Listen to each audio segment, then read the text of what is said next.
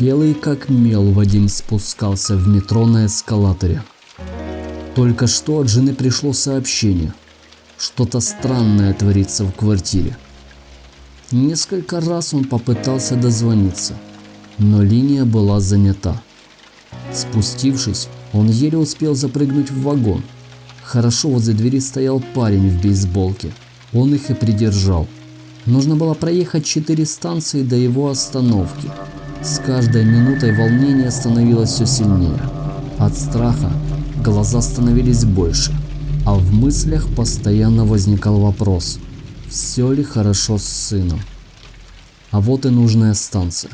Он попытался встать, но мокрая от пота рубашка прилипла к кожаной обивке сидений. Он резко рванул к дверям. Расталкивая пассажиров, Вадим побежал по ступенькам наверх. Выскочив на улицу, под визг тормозов и недовольные гудки и крики водителей, он перебежал дорогу и рванул через парк домой. Домофонный ключ никак не хотел срабатывать. Вадим от злости и нетерпения несколько раз ударил кулаком в дверь. Наконец-то она открылась, и он влетел на лестницу на 3-й этаж к своей квартире. Постучал в дверь, прислонив к ней ухо. Никаких движений внутри не слышно. Он начал рыться в сумке, все больше волнуясь, пока не нащупал холодный и гладкий металл в самом углу.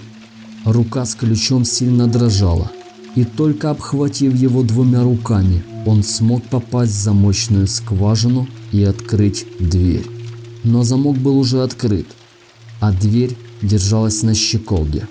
С силой толкнув дверь, она лопнула и с глухим стуком упала на пол. В квартире было темно. Вадим включил свет в прихожей и тихо позвал жену.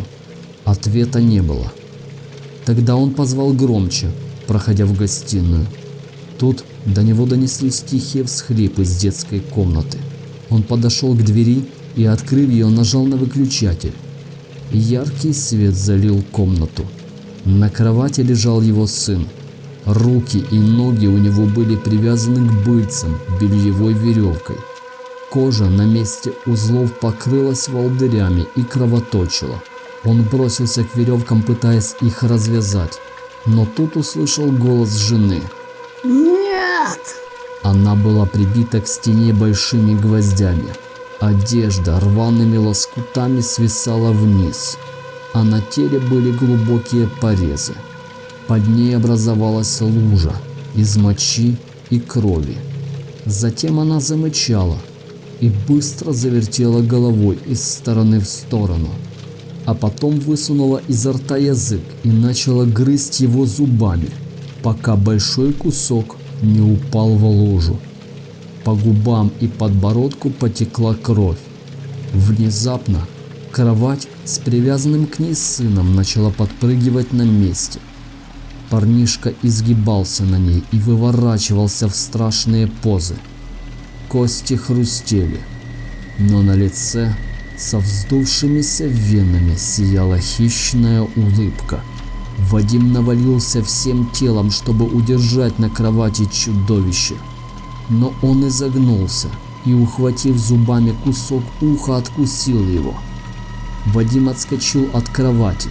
Кровь начала заливать шею и плечо. Он услышал крик в своей голове. «Смотри, смотри, что ты сделал со мной!» Вадим закрыл глаза. Он находился в теле ворона. Сидя на ветке, он видел, как 3 человека вытащили из багажника связанную девушку. Они смеялись, избивая ее. Потом изнасиловали. Когда они насытились, развели небольшой костер и, поджигая палки, тушили об нее. Когда им наскучило, они обвязали голову проволокой и начали стягивать ее, пока не разорвали пополам. Они порубили тело на маленькие кусочки и зарыли там же. Вадим открыл полные слез глаза. Он посмотрел на жену. Ее тело начали обвивать черные веревки. Он слышал, как трещат ее сломанные кости. Видел, как разрывается тело забрызгивая всю комнату кровью и внутренностями. Со стороны кровати подул ветер. Это его сын начал преобразовываться. Он как будто тонул в кровати, а вокруг него стал подниматься рой из ночных мотыльков. Они были чернее самой ночи. Вадим открыл рот, широко расставив руки и впуская в себя этот дьявольский поток. Он очнулся лежа на полу, в луже крови и забрызганной внутренностями жены. Пошел в душ, затем оделся и пошел навестить старого приятеля. Хорошо он живет в соседнем доме. Он зашел в подъезд, поднялся на второй этаж и позвонил в звонок. На пороге возник заспанный друг. Это он предложил обмотать голову проволокой. Вадим сильным ударом сломал ему нос и, схватив за пижаму, с силой затолкал внутрь, закрыв за собой дверь. Он пытался сопротивляться, держась за нос, из которого фонтаном била кровь. Вадим был намного крепче. Он заломал и привязал друга к столу скотчем, заклеив рот. Проснувшись, его жена села на кровати, осматривая комнату сонными глазами. Вадим взял стоящий на тумбочке графин с водой и с силой ударил ее по голове. Затем сорвал одеяло и ночную рубашку, привязал к кровати руки и ноги. На кухне он взял нож и, заклеив скотчем рот, начал пласт за пластом срезать кожу с девушки.